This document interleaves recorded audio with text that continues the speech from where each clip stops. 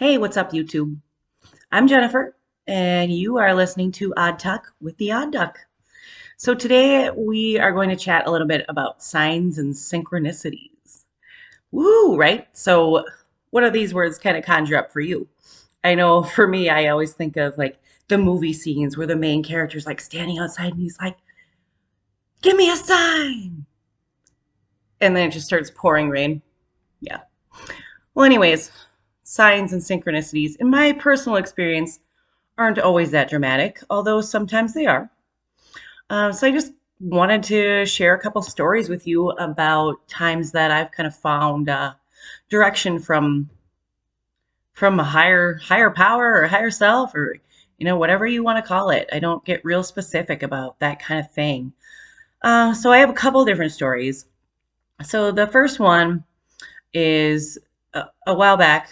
I had a friend, and this person was having some drug addiction problems and was still, a good friend of mine and whatnot. And it was starting to have a tendency to more or less sort of take advantage of me in a lot of ways. And I felt really used and really gross. And it was causing me a lot of pain. And I felt bad because I really wanted to, I wanted to help this person. I wanted to be there for this person, but I needed to take care of myself as well. And I was at work one day and I walked outside just to take a little break.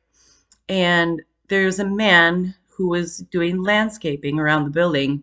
And I wish that I remember the words that he used better, but I don't. So just bear with me on this story. It's probably not going to make a lot of sense. But the building itself was like pretty close to an airport. So airplanes were constantly kind of flying over and over and whatnot. And he started talking to me about these birds, and there were dead birds on the ground. He was talking about how these birds they fly up into the propellers of the airplanes, and they get caught and they die, and how he's poisoning them because it's a hazard to the planes. And he basically he went through this story in such a way that he ended up saying that it's like they keep seeing their bird friends around them dying from this, but they just can't help themselves. And he says, and at some point, you just have to let it go.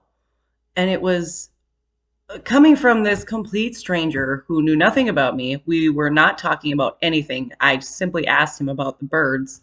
And he spoke this metaphorical story to me that went right in, and I heard it. I mean, it was loud and clear.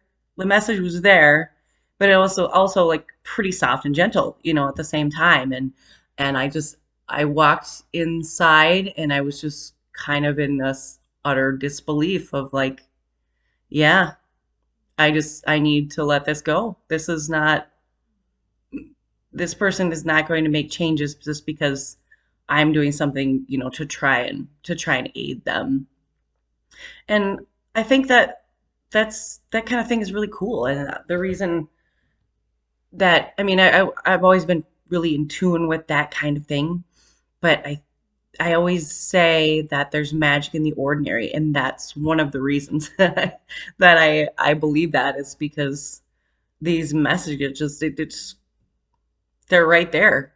But if you're so busy and you're up in your head and you're not open and you're not, then they just fall on deaf ears, So that's just one story, but I have another story that maybe will resonate more with some of you other than, just a stranger telling a metaphorical story.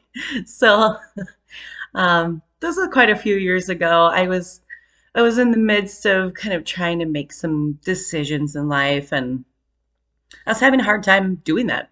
And I had gone to lunch with a friend of mine to a Chinese restaurant, and I opened my fortune cookie, and it said, "Be aware of the still small voice within."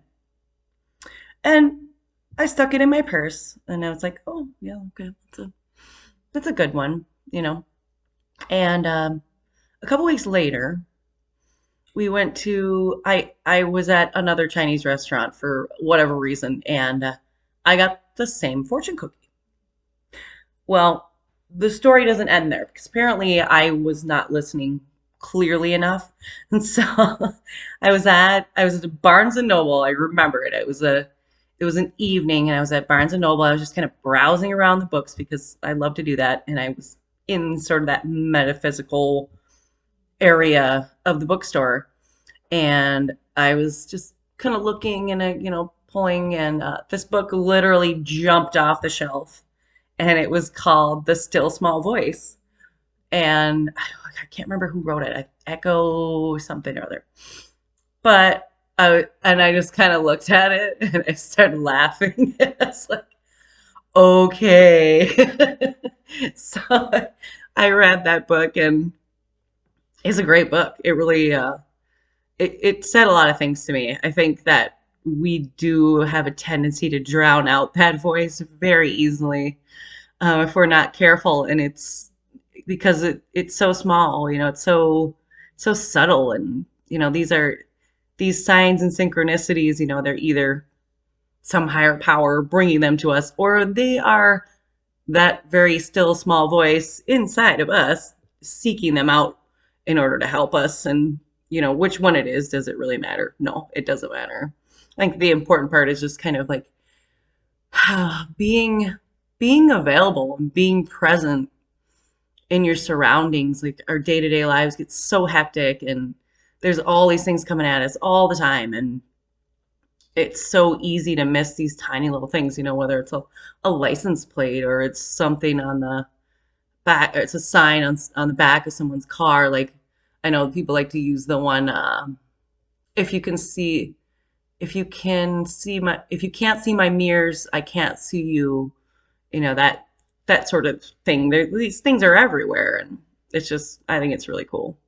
What was there was something else I wanted to say about them, but kind of drawn a blank. This is video number 2, my friends, and if you are listening, I really appreciate it, and I hope that you got something from it. Maybe my metaphorical story had some implications in your own life. Drop me a comment.